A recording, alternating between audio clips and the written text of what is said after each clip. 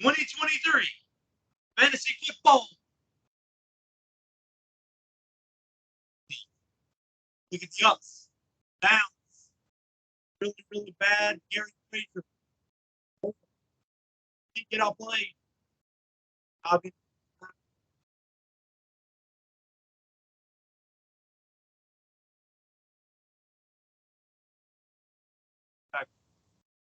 Back with you, ladies and gentlemen. We're going to jump right into it. We're going to keep it really quick and easy this time. We're going to just dive in. High man and low man of the week. Galt was the high man of the week at 186.4, outplaying the very easy Skeet. That was easy. And we're really going to make this week about Gary. It's the week of the Gary. Low man of the week, 63.5. That's not the last time you're going to hear that number. Spoiler alert. Looking forward, even more so, is the all-times. Galt was very close at 186.4. The all-time high gross is CHEZ at 187.6. Alex obviously still has the net with 200 even, with Joe Mixon as the curve for the net all-time high. And the all-time low, Evan has been relieved of his duties. We thought we'd never see it. Gary has defeated the all-time low of Evan. It was 64.1. Now it's 63.5, the week of the Gary. We're going to dive even more further into the week of Gary as the highest delta overall, which was Scoggins over Gary, which is a net of 64 points that Scoggins laid the absolute pipe on Gary down. Gary, I mean, I thought the Titans were bad, but then I looked at your fantasy team. Wow. And these are just numbers. I mean, this is not biased. No polls. Anyway, then we're doing into our new segment, which is the sperm bank. Again, reminder, that's our highest points against every time, which is Gary at 280.8. So Gary is just being terrible as usual. I mean, there's no shock there. Everyone else in this league is just terrible, god awful. But we're going to look back now a little bit, as our highlighted match last week was Galt versus Skeet. Now, these were 1-0 teams. The winner was going to have a really good advantage. Skeet tried to finesse his way into trades and everything, but I think karma bit him a little bit. Scoggins, you'll appreciate that. Where Galt handily beat Skeet 186.4 to 133.7. Now, Skeet would have beat, if memory serves right, everybody else this past week except for Galt. So, again, Scoggins, I think karma is your ally here on this one. But moving into the next week, speaking of Scoggins, we're looking at our highlighted match. Now, this is not point-wise, again, our biggest highlighted match, but it's Scoggins, who is 2-0 versus Evan. And the reason this is really enticing is Evan right now is edging a projection favorite over him, which is really odd to think of. It's 117.3 to 117. It's not a big margin of downside there as far as the projection is concerned, but it's something to keep your eye on. Again, we're going to have a recap of that next week. Obviously, we're going to bring our new highlighted match coming into that, everything of that nature. Let's just take a quick look into the standings overall. Again, not a lot going to be changing. It's only 2 weeks in, but if you look at the no side, we just mentioned it. Scoggins, the only 2-0 team on that side. Trailing behind him would be Andrew and Evan at 1-1, respectively, each. And then Gary, the sperm bank himself, at 0-2. And right above him is CHEZ, who is the biggest anti of all of this. Both of them are 0-2. Flipping over into the CHEZ division, basically the similar story. You're not seeing the tail end of badness that is Gary there, obviously. He's not bad enough to be in 2 leagues, but Galt is the only 2-0 team. So right now, Scoggins and Galt, the only 2 undefeated teams left. And followed by that is very closely, you've got Skeet, Alex, Calder, and Clay, all of which are 1-1, and they're vying for that number 1 spot. So it's going to be really exciting moving into the rest of this week. I really don't think we're going to see a lot of movement until maybe week 4, 5, 6 even. I just don't know what's going to be looking there. If you want to look at the final standing projection seeding movements, Evan went from 1 to 5. Skeet, I think, is hitting rugs. Went to 2-1, or from 2 to 1. I'm sorry. I'm assuming Trader's Anonymous is Clay because the man literally wants your left kidney every time you make a trade. Has gone from the 3 to the 7. Scoggins, I assume, is recency of last championship, went from 4 to 2. That's an uptick. I'm not sure who I don't get spoon fed is. I think that's Galt, but I'm not 100% sure. 5 to 3. Gary 6 to 8. Calder, I believe, is 7 to 6. Alex 8 to 9. Andrew 9 to 4 somehow, and again, the most anti-man ever. Yours truly, the Cheese Empire, sitting at 10. So we ran through that really quick, ladies and gentlemen. I know that was really fast. And wait.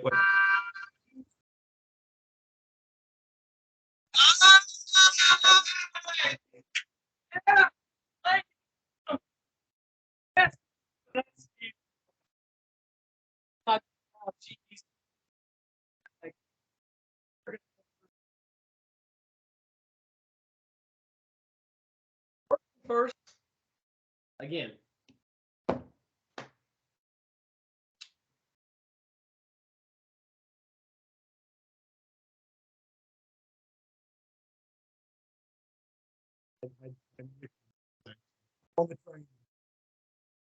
Oh, that's just the way that they still try.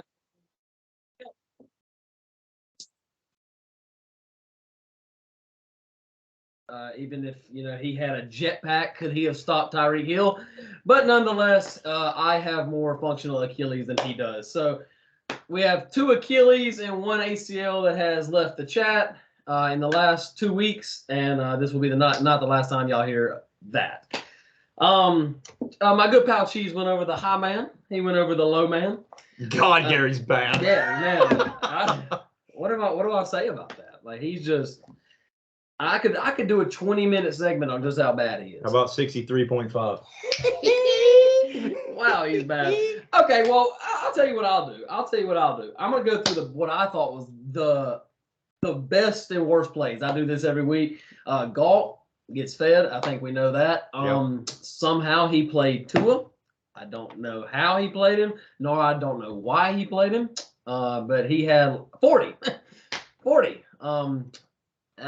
They are a little inflated. No U.S. housing market. But no Joe Mixon. Yeah, no Joe Mixon. But yeah, I don't know how he sleeps. Worst play. I know it doesn't shock anybody that these 2 teams, Gary and Calder, have the worst plays of the week. Jeff Wilson, stop starting San Francisco running backs. I don't know how many times I have to do that. And Geno Smith. Good grief, Gary. Why? Why? If you blew more than 50 cents of your fab, I'm done. Because Geno Smith is not good. He shouldn't be started. He shouldn't be rostered. He really shouldn't even be in the NFL. So, and Jeff Wilson over Waddle and Bateman makes me nauseous, Calder. Your bench had more points than Gary's starters. So, I mean, I don't know. Maybe, and as far as Geno Smith goes, maybe spend more time not grabbing people's rear ends and maybe sitting on the bench. How's that for something? Here's the worst part of it, too. Calder now is going to want your left and your right kidney for Waddle. Though he's not any good. He's going to get 3 points next week. I know. And then Calder just waddle back to his ineptitude. Let's see. The 9/11 level postal. Anyone wearing a Dolphin jersey? The Ravens' best corner. He sat 11 plays. The Dolphins scored 4 touchdowns on him. So, I mean, I'm not a Ravens fan, so it's more sickening than when Derrick Henry threw the touchdown on us a few years ago. It's that sickening. Amon-Ra St. Brown, as if he wasn't touchable to begin with. The sun god himself. Yeah, the sun god, and now he did this, and on top of the fact Skeet undercut Zach. It's just I doubt Amon-Ra is going anywhere. So let's talk about the collusion there. Okay, so let me tell you. This is breaking news here at 105. I didn't know of this, so we've got a little bit of inside Adam Schefter kind of reporting here with the Finessi. Okay, Scoggins, here's what happened. So Skeet approached my camp, and he said, I really want Diggs and Fournette. And upon talking, he had already done a verbal, a non-verbal handshake, technically. But then he said, "I want Diggs and Fournette." And then me being, just joking around, me, I just said, "How about you deal with me?" Talking to Skeet. And then next thing you know, one thing it turns into another. No college on one thing turning into another. And next thing you know, me and Skeet were in the bed together. Pause. We just. Yeah. It's nothing personal, but business waits for no one. Yeah, I mean, we're looking at this here. So Cortland Sutton, Javonte Williams, Jared Goff, and Tyreek Hill for Gabe Davis, Allen Robinson, Christian McCaffrey, and Davis Mills. I mean, groundbreaking trades there. I mean, obviously Christian McCaffrey being the high ticket item in that with number two pick. Oh, number 2 overall. Number 2 overall. He lasted almost 2 weeks. Almost 2 weeks. So he had that comment. You cannot be on my team and not perform. I mean, I don't know what's more shocking, that trade or the fact that Christian McCaffrey's not on IR yet. Yeah, enjoy that, Ski, because he doesn't have a handcuff. So yeah. The most pathetic team performance, and you can hit this with me, but the Ravens. I'm not going to go any. I don't have to say anything about that. Yeah, we were up. We no Falcons here. We are outscored 28-3 in the fourth quarter. So you would put that over the Jets and the Browns? Oh no, the Jets are bad. Okay, so the Jets actually aren't in here. The Jets won somehow. Don't ask. But the Browns were in here because your boy Nick Chubb, Alex's prize, had he just went on his knees. Anti-spoon feeding, by the way. Keep in mind, because guess who Chubb was playing? Me. No Jenny McCarthy on going to his knees. Exactly. The game would have been over. Exactly. He had no timeouts. The game would have been over. It's just Alex's spoon, and I guess an anti finds his way to CHEZ's camp every now and then. So no dead clock knocks. Stop drafting him. And what do you think about the Aaron Jones dead clocks knocks for Travis Kelce? I mean, the fact dead clock speaks for itself. What do you have, a boom week of 4? Yeah, no, I think he had 2.5. Was it 2.5? I mean, this season I think he's got less than 4 all season, maybe less than that. Where is dead clocks knock? Oh, should be on waivers. He should be on waivers, but I'm having to look through teams. Let me guess who's got him. Is it Calder? Yeah, it's Calder. Of course. I hate that. And he's starting. Well, that's what makes me nauseous. No, Skeet. Where is he at? There he is. There's dead. How many points does he have? 4.1 all season. No, he got 4. He got 4.1 this week. His total is 4.6. Wow, he's bad.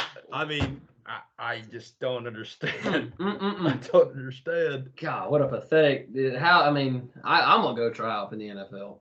I just don't understand it. The Colts suck. Raiders suck.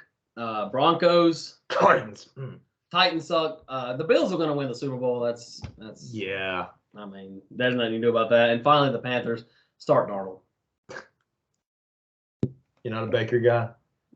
He's not good at football. Or is just Baker not a football guy? I mean, and I can't. Me moving Christian McCaffrey out of my camp had a lot to do with Baker Mayfield's ineptitude, which is glaring to say the least. Do I need to pick up Sam Darnold so he can start rushing around again? If Sam Darnold, right here, the timestamp September 20th, 10:51. If Sam Darnold starts, I'll put $100 in. You'll have to put 101 to outbid me. It's just not responsible for them to not start Darnold at this point. No Hunter Biden. Not being responsible.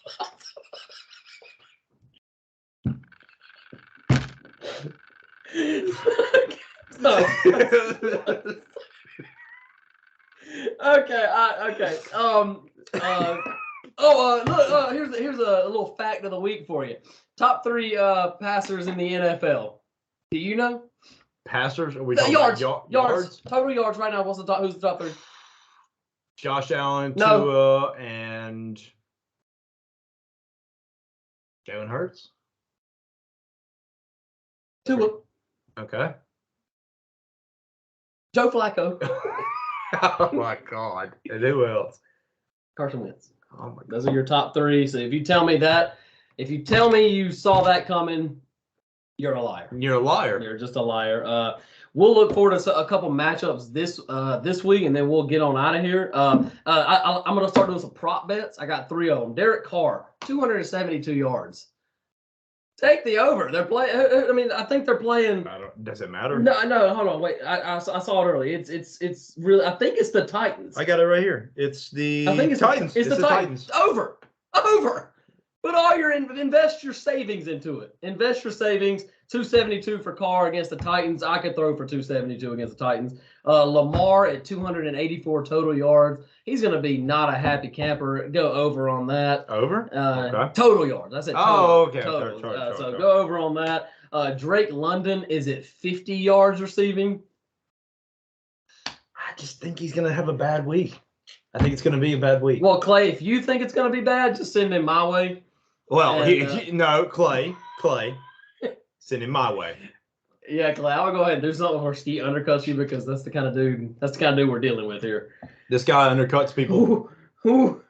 This guy undercuts people. That's all I got. As far as like next week, it's oh good grief. CHEZ and Gary, what a joke. CHEZ will have an easy win there. Thank you.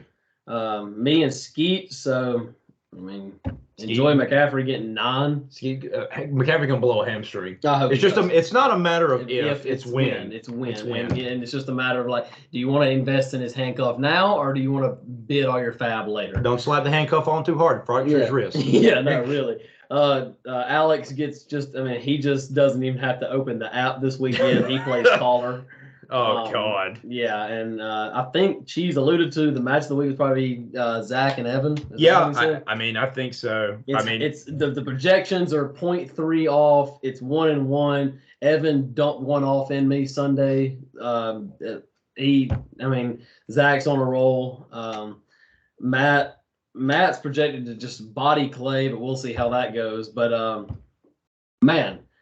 What a pathetic week this was. Like I said, if y'all need me, I'll be at the hospital visiting my players. One for the homies. Yeah, one for the homies.